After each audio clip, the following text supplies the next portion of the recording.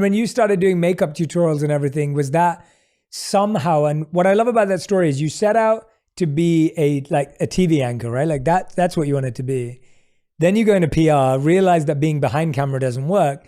Then you do makeup tutorials. Was doing makeup tutorials fulfilling somewhat of a passion of being in front of camera? Like that obviously wasn't being a news anchor, but there was something about it that was feeling right. Yeah, I always had a passion for sharing things that I loved with an audience. And so at the time, I thought being a TV host was the only way to do this because I had to be on a show to talk about things that I loved, to share it with people. When YouTube came around and I'm like, you can upload videos and talk about whatever you want and people can watch it, it was always the things I felt I wanted to do in my heart when I grew up. But when I grew up, there was no platform to do that. And then at the time when I was auditioning, I was going to a lot of shows to be a host. And every time I would get towards the end and they would be like, we're going to give this job to this celebrity. Like this celebrity host is going to do this job. And I'm like, well, how am I ever supposed to be known if I don't get the opportunity?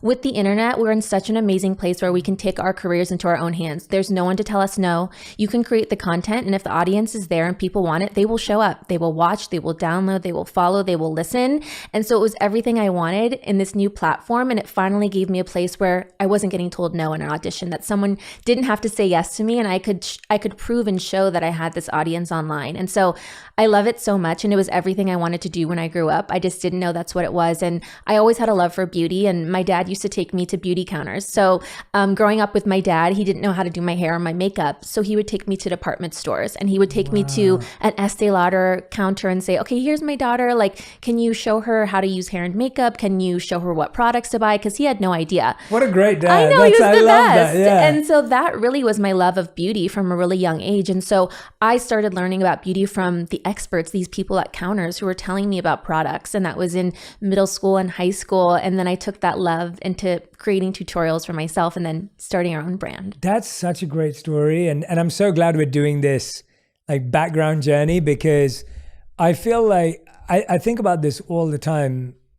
I went to public speaking school from 11 to 17, public speaking drama school, age 11 to age 18, for 7 years. And I think about it all the time that before I'd even launched my online career, I probably had around like 20 years of public speaking experience before I ever did this professionally or got paid to do it.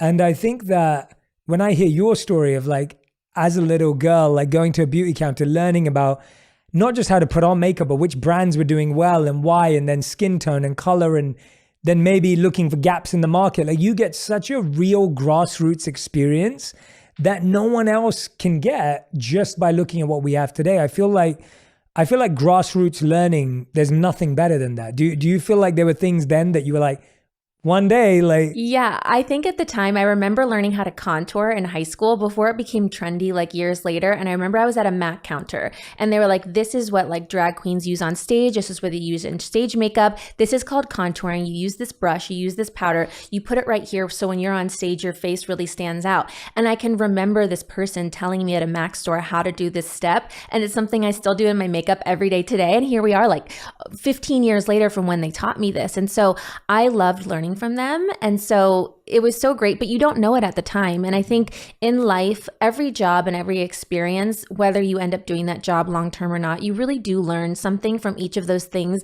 that pile on to the next job. Like in high school, I used to work at restaurants. I used to be a hostess at restaurants. And being a hostess, maybe you don't think it's connected to the job I have now, but I had to stand in front of a restaurant. I had to talk to strangers. I stood on my feet for a long time. I had to have conversations with people who were angry waiting for their tables or wanted something really quickly, or making conversation with them, walking them to their tables. And now I have no problem networking or meeting new people or going up to people when I see them at events or places, because I had these skills that I learned at a really young age of how to talk to anyone in these scenarios. If you feel like you're not living your passion right now, or you're not living your purpose, or, you know, we talk about these words a lot, I really want you to go back and look at every job you've ever done and reflect on what you learned there, because I promise you that skill is going to be so useful for your passion and your purpose when it comes along. I was saying to someone, my first ever job was I delivered newspapers, but then my second job was I worked at Morrison's, which is our version of like Walmart or like a grocery store, but a big one.